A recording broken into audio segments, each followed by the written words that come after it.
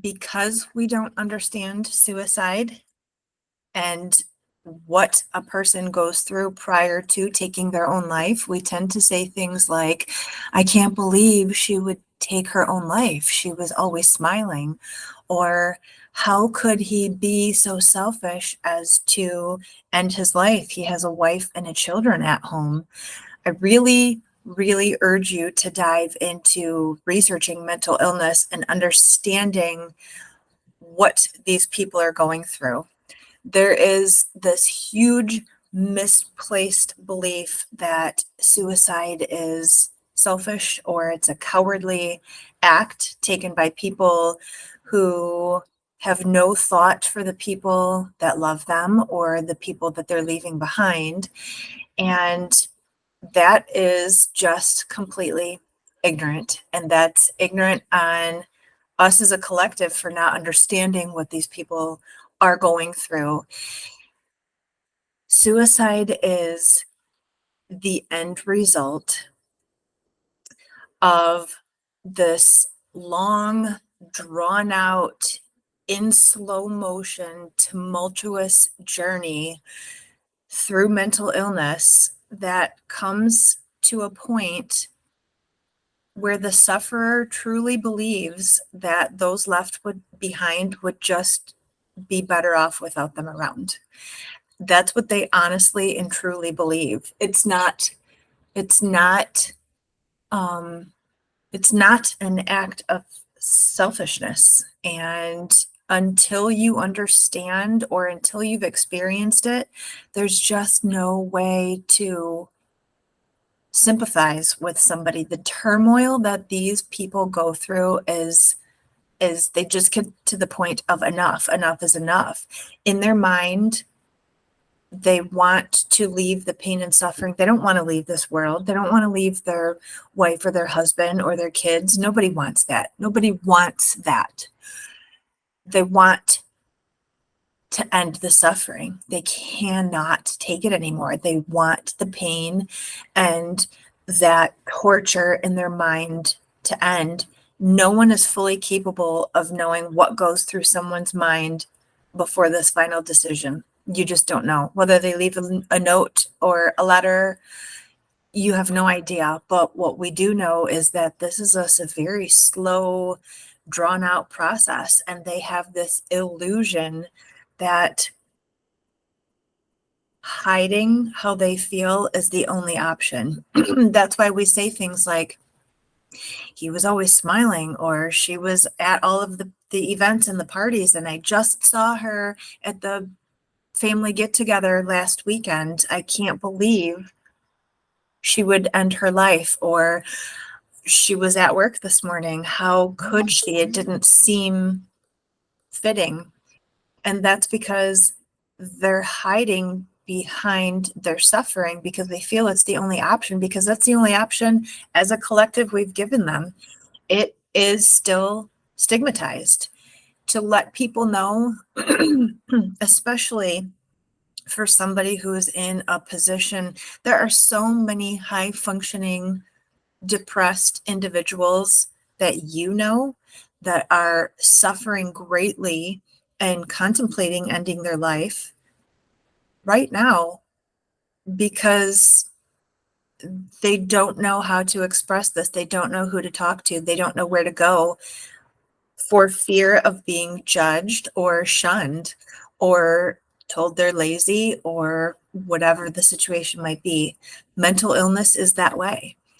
It's slowly feeling like the world is just closing in on you. It's slowly sliding down this slope into this dark, never ending hole, and you keep clawing to drag yourself on the way back up.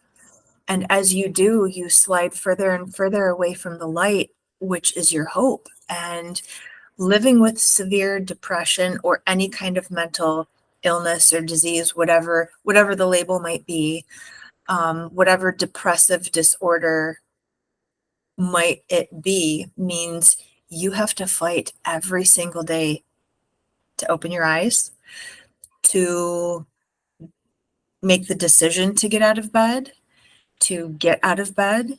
Sometimes for some people, there's a fight to brush their teeth and take a shower and eat and just do the activities of daily living.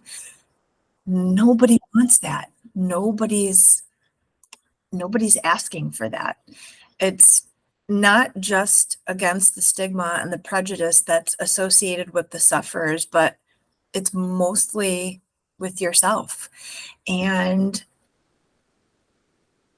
medication's not always the answer. Sometimes it's necessary temporary to get from point A to point B if we're trying to supplement the meantime. So going from where we are now to where we want to be, sometimes medication can be helpful, but all of the times it is relearning how to live and how to think and how to be with yourself. And it can be a very long road to recovery. And that's why it's avoided by a lot of people, because it's hard.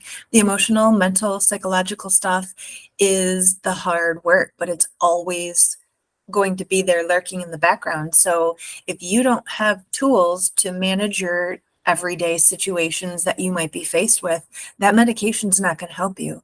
It's just suppressing the way you feel in the moment. There's a constant daily battle that can be won when a number of pressures or responsibilities are coped with appropriately, but you have to have the right tools. So when somebody has no visible or viable solution in sight, things get really difficult and they don't know what to do and they don't know where to turn.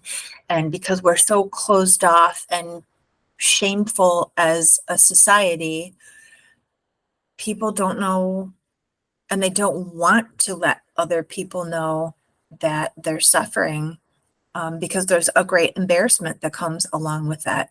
And it makes it very difficult for them to get help from the people who are there, not because necessarily that, for instance, it was very hard for Josh to get help, even though I was here, willing, ready, able, and capable of helping him.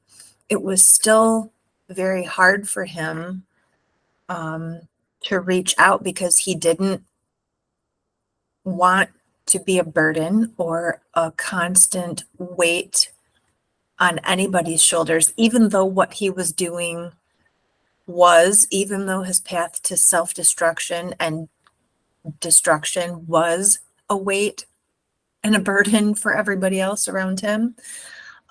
He also felt that reaching out for help would be, and he didn't want that. So those thoughts can drive somebody to looking for a more definite solution, and they're not thinking of consequences. I honestly believe that these people who commit suicide truly do not want to die, but they want to find a way to end the pain that they're feeling.